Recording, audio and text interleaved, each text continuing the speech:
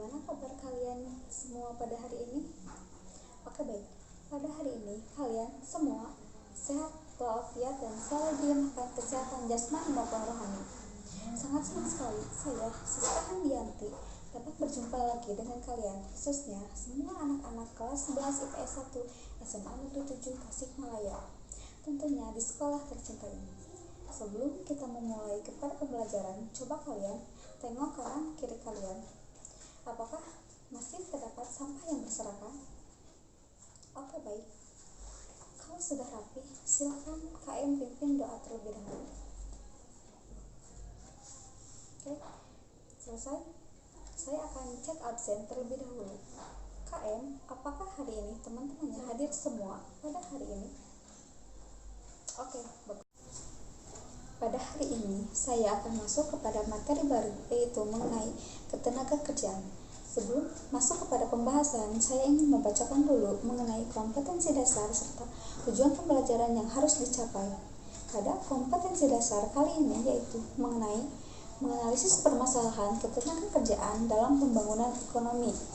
Adapun tujuan yang harus dicapai oleh kalian yaitu yang pertama, kalian dituntut harus mampu menjelaskan pengertian ketenaga kerjaan, tenaga kerja, angkatan kerja, dan juga kesempatan kerja. Yang kedua, kalian harus mampu menyebutkan berbagai jenis tenaga kerja, serta masalah yang ada di dalam tenaga kerja. Dan yang terakhir, kalian harus mampu menyebutkan upaya peningkatan kualitas di dalam tenaga kerja. Sebelum memulai pada pembelajaran, coba kalian lihat video tayangan berikut ini.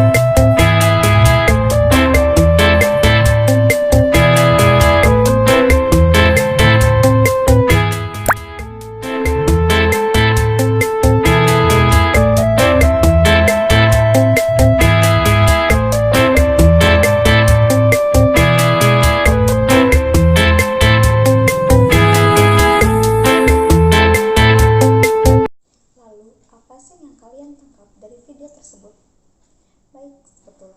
Di dalam video tersebut sedang terjadi pameran kesempatan kerja.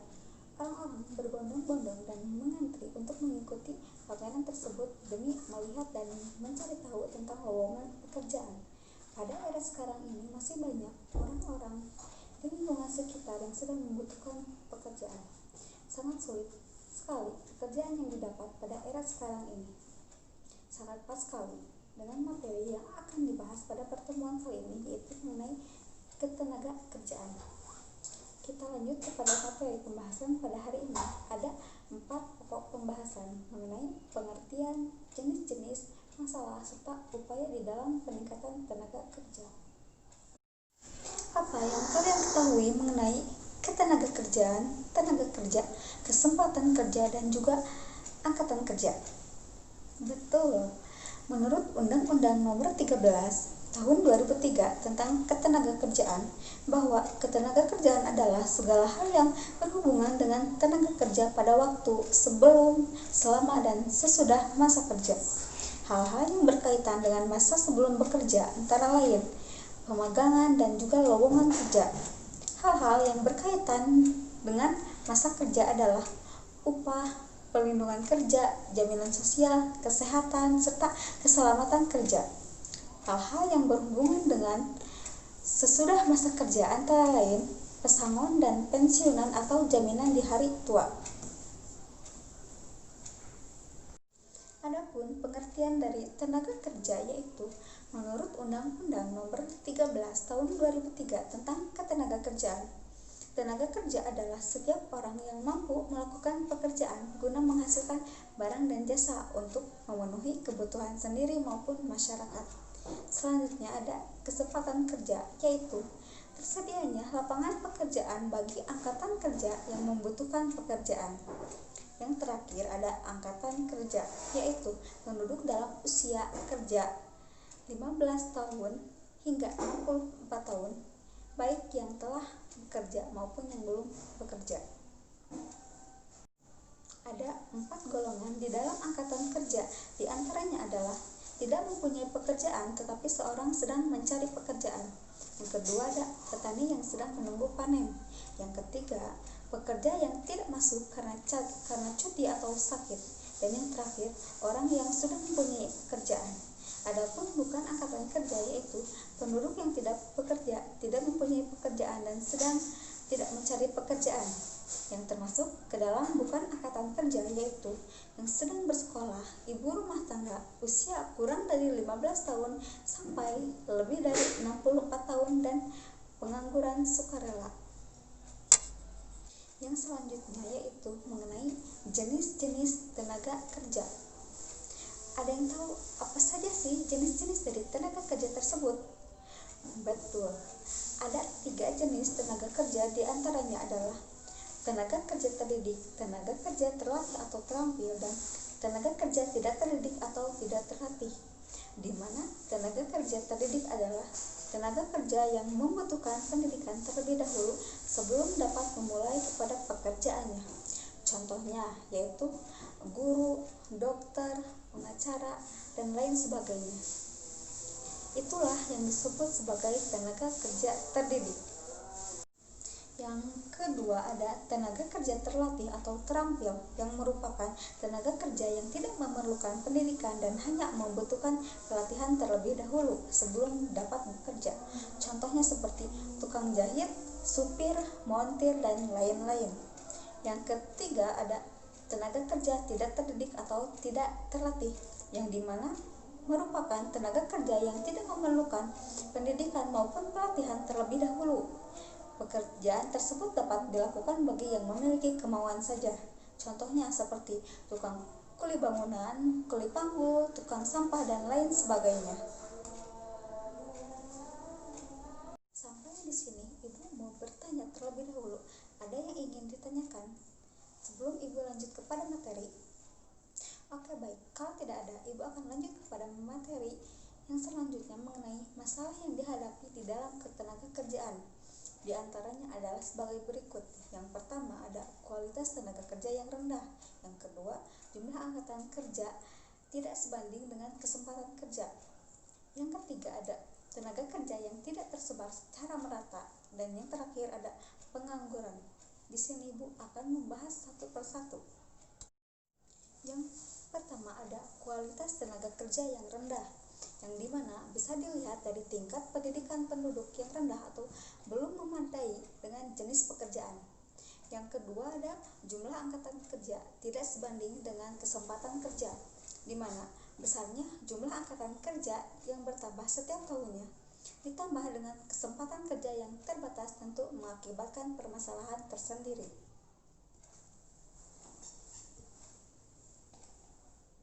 Yang ketiga ada tenaga kerja yang tidak tersebar secara merata.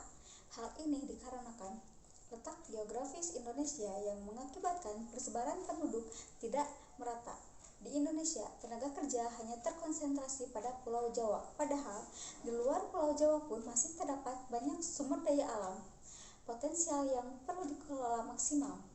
Dan yang keempat ada pengangguran.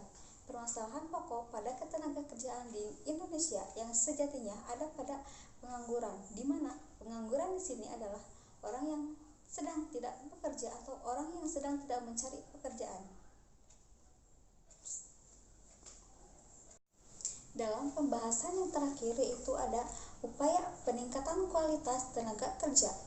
Untuk itu, perlu adanya peningkatan mutu tenaga kerja serta dukungan dari pihak seperti pemerintah, perusahaan, dan juga individu. Baik, di sini Ibu akan menjelaskan satu persatu. Yang pertama ada pemerintahan, di mana upaya pemerintah di dalam meningkatkan mutu tenaga kerja ini antara lain dengan mendirikan pusat pelatihan kerja. Upaya ini bertujuan untuk melatih orang menjadi manusia yang terampil, berinisiatif, dan juga kreatif. Yang kedua ada dari pihak perusahaan. Langkah yang dapat diambil dari pihak swasta ini yaitu untuk ikut serta dalam upaya peningkatan mutu tenaga kerja adalah bekerja sama dengan sekolah dan kampus.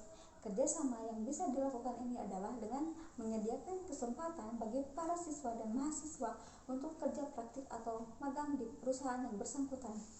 Yang terakhir ada individu, di mana harus membekali diri dengan berbagai hal yang dikehendaki oleh perusahaan dalam mencari kerja, serta harus dapat menanamkan jiwa wirausaha.